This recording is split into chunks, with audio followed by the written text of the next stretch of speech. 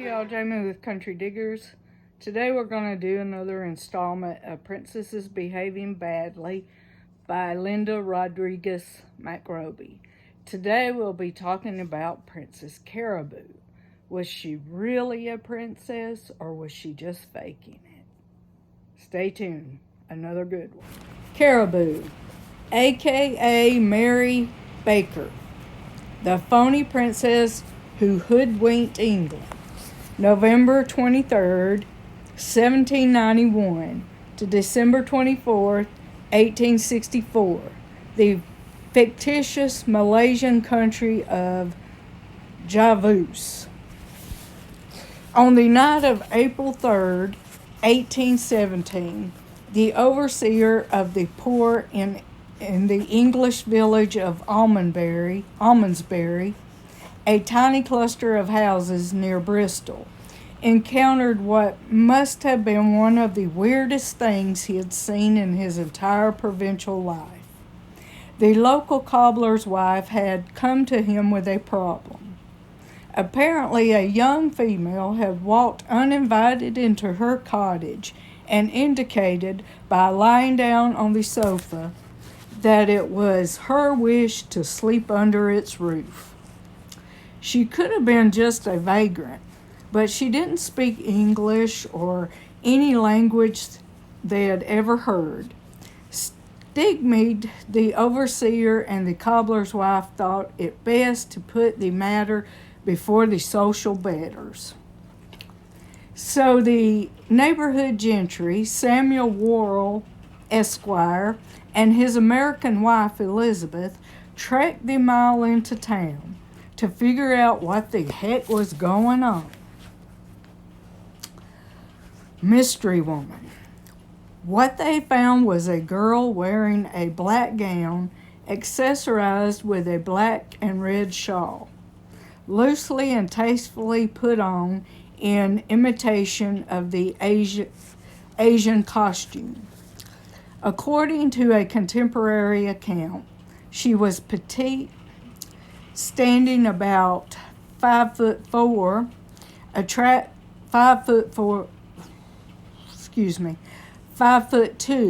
attractive and prepossessing, with dark hair and eyes, and appeared to be around 25 years old.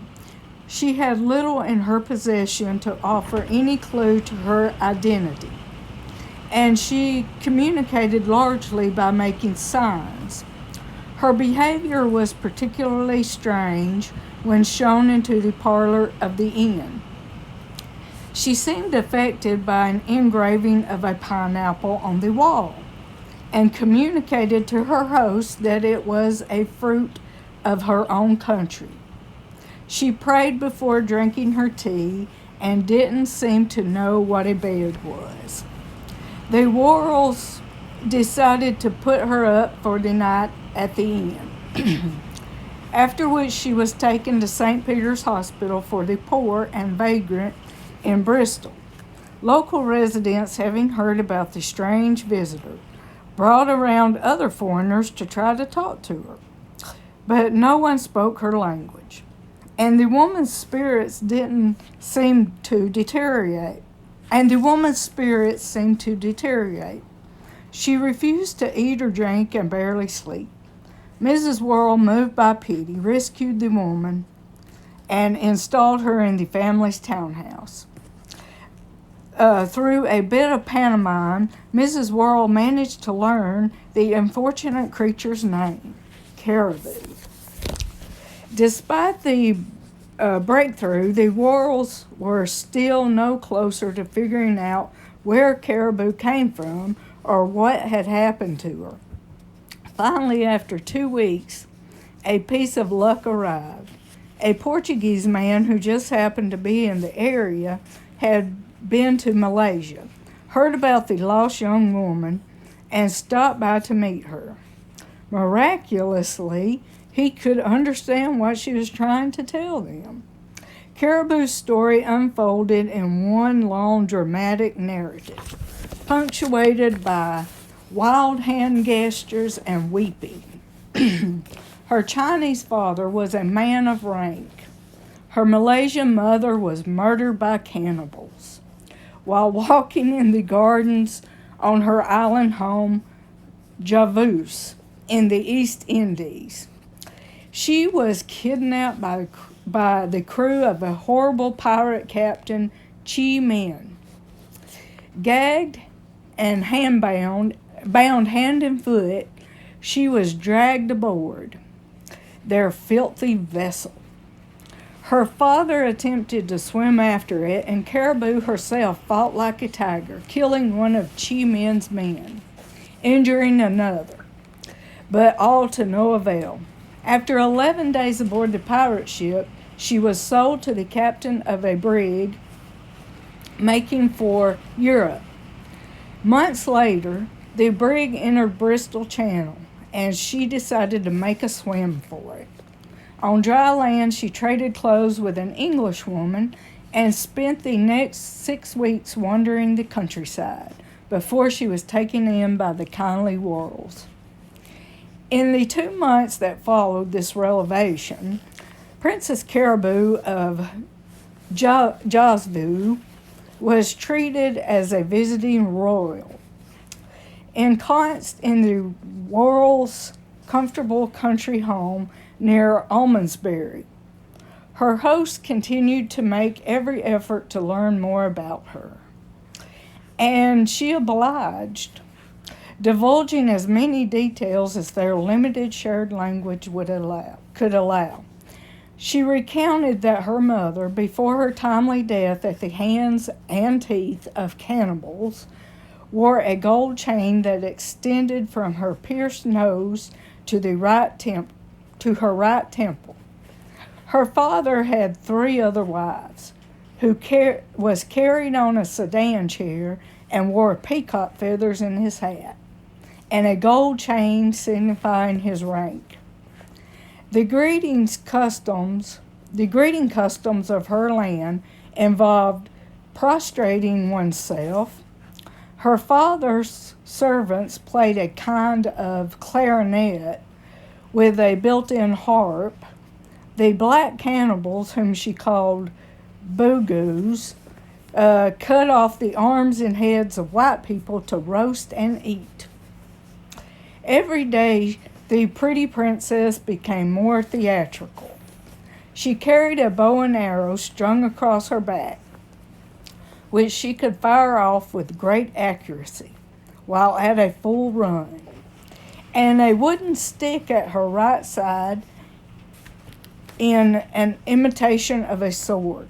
She prayed to Allah Ta'ala and worshipped the rising sun from the rooftops once a week, as well as the lake every time she passed it. She drank only water and ate only food that she had prepared herself. She was partial to curry. She was extremely cautious around men, refusing to allow them to take her hand. If they brushed against her, she would change her clothes. Caraboo taught the Worrells words in her language and wrote in a script that seemed to resemble Chinese. She even showed her host how to dress in the Javu style. Excuse me.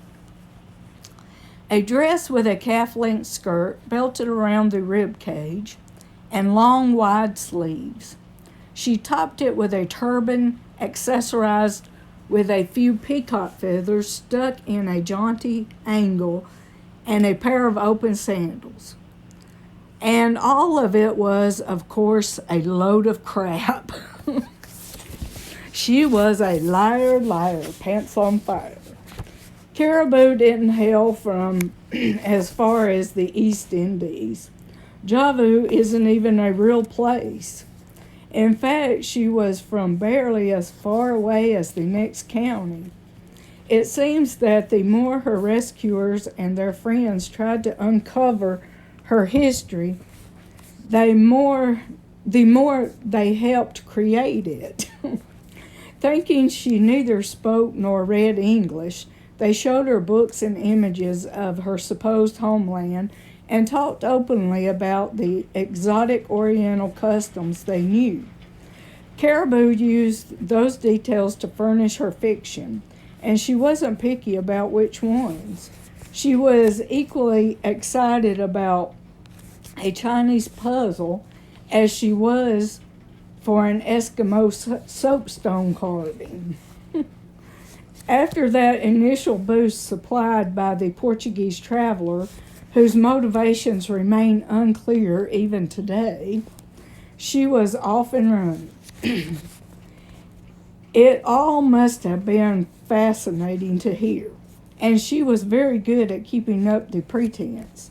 They never found her tripping or off her guard, either in her conversations or her general manners, always observing the custom of washing her teacup, etc.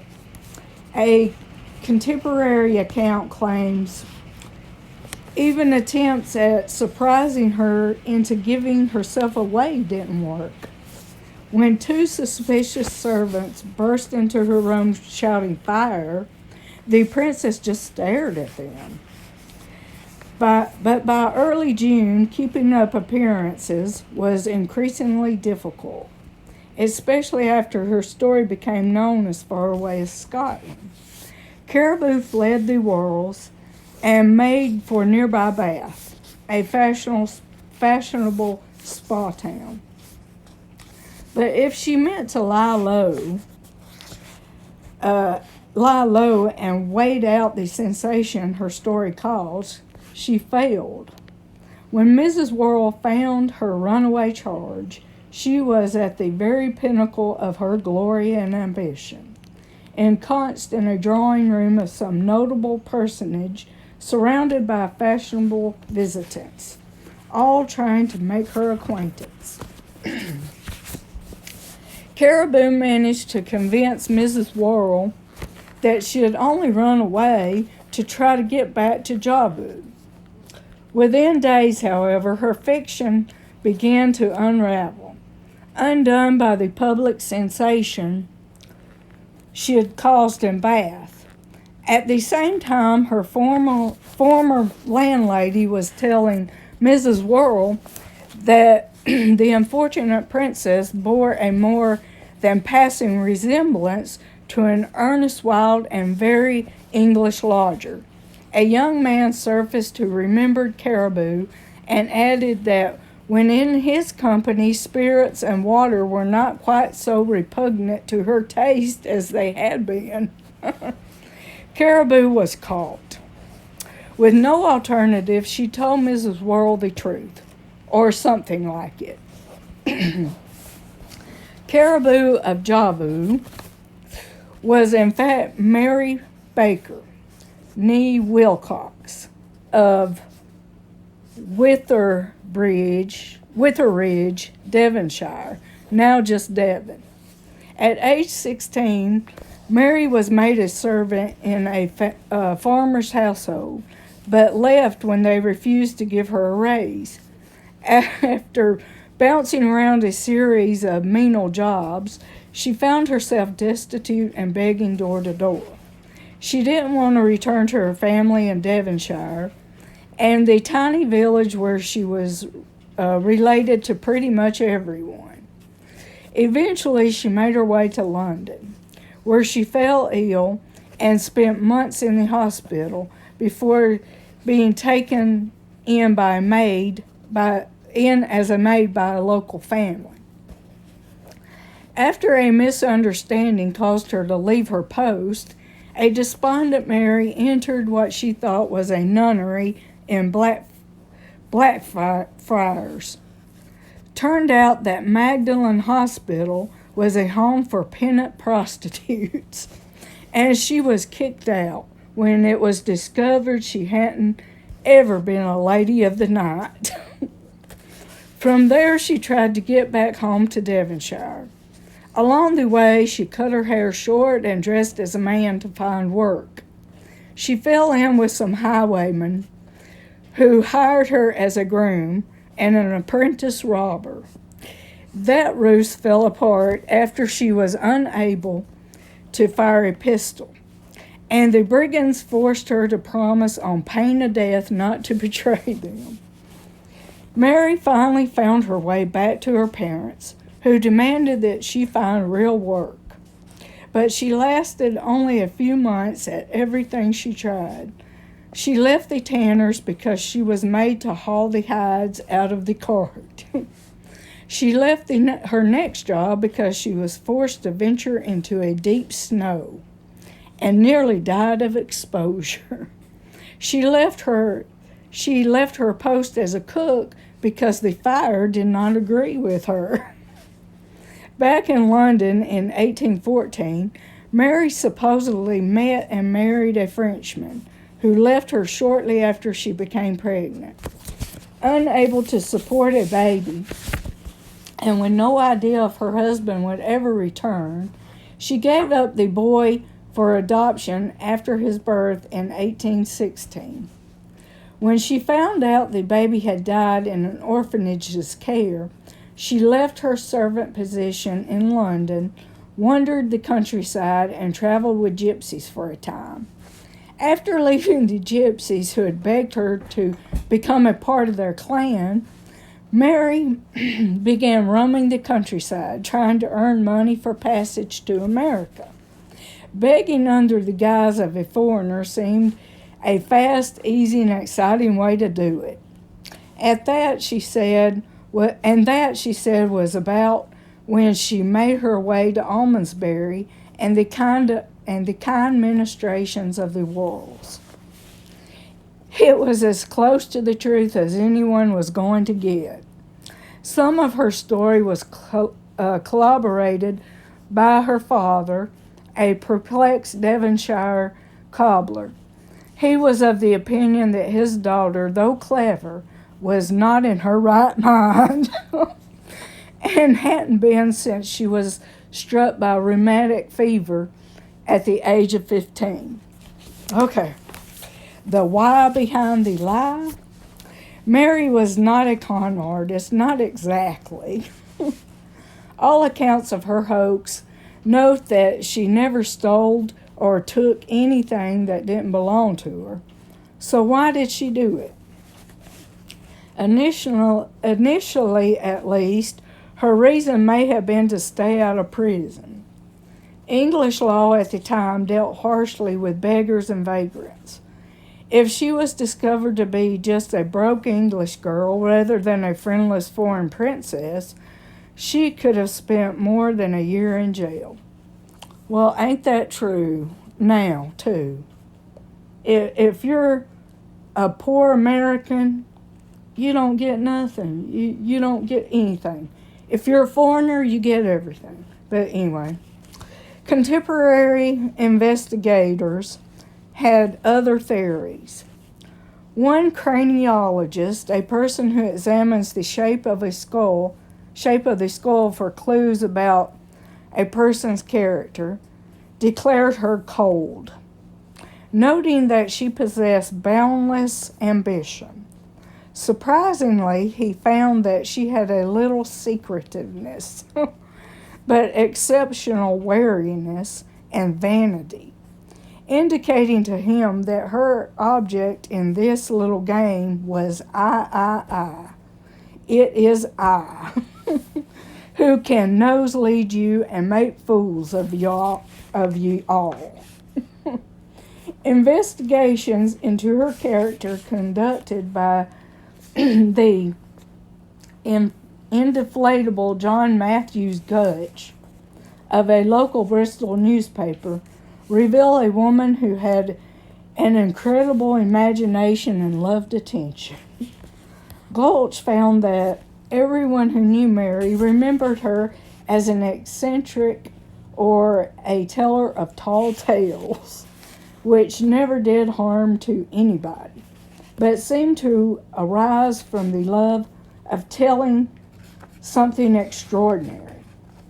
Gulch was clearly impressed with Mary's writing. That the talents of such a girl should have been hereto directed to no better purpose everyone must lament. Okay? But Mary's fantasies bordered on pathological. Even her real story was littered with lies, many of them bizarre.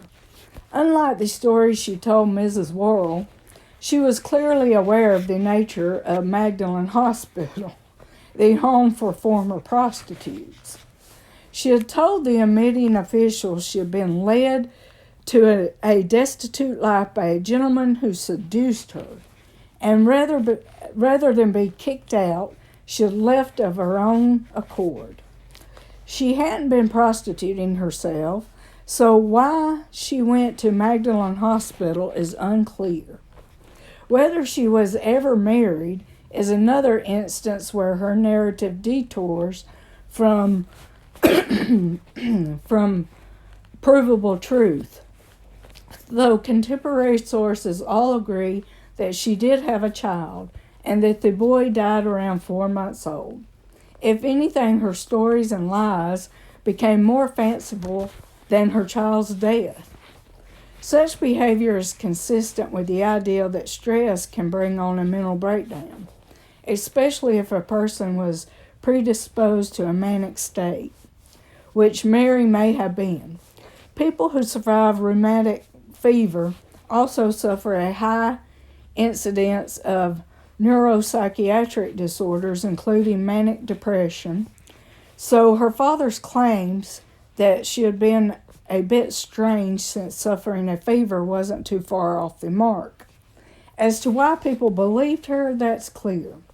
She was a good actress, and they wanted to.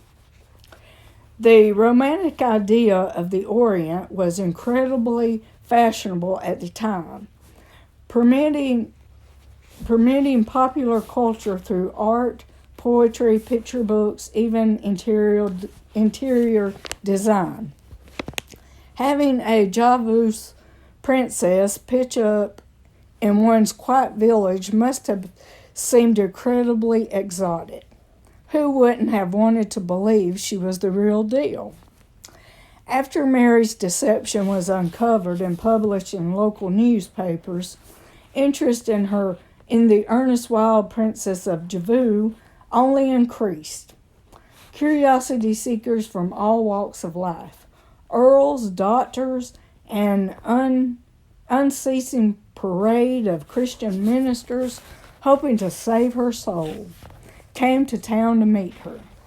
But in 1817, only a few months after she was found out, Mary left Bristol on a ship bound for America. Her passage was paid by the estimable Mrs. Worrell, whose kindness evidently knew no bounds. Okay, her passage was paid by Mrs. Worrell, whose kindness evidently knew no bounds.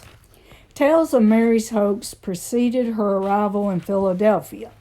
The city's waivers were crowded with curiosity seekers, and plans were already afoot to get her onto the stage, playing herself as the character she had made up, Caraboo, as she was called in America. Called Carraboo. I guess in England she was called Caraboo. Okay. She was a phenomenon in America, fueling a passion for turbans among fashionable ladies. But Mary soon became the object of ridicule. Certainly an element of teasing the gullible British characterized local newspaper reports of Miss Caraboo's American exploits, including swimming up a waterfall, but there was also a good deal of moral outrage that this girl who'd made herself notorious in her native country, as one editorial boomed, would show herself in America. By 1824, Mary was back in London, exhibitioning herself at a new Bond Street public room as Princess Caraboo. Paying customers were few and income didn't cover the cost of renting rooms. Fame, it seems, lasts only so long. But all did not end badly for the wannabe royalty. Mary returned to Bristol, where she started a business supplying medicinal leeches to the local hospital and pharmacies. She married Richard Baker and had a daughter, also named Mary, who kept up the business after her mother's death. Mary the Younger may have also inherited her mother's colorful nature. She became the town's crazy cat lady. Mary Baker, a.k.a. Princess Caraboo, died in Bristol on Christmas Eve, 1864, at the age of 75. Her story has continued to fascinate, resurfacing periodically in popular culture in the years since her grand adventure. In the 1990s, it was made into a film starring Phoebe Cates, a play in Bristol, and a BBC television program. Mary would have been proud. After all, she sure loved a good story, and I do too. I hope you enjoyed. See you back soon. Bye.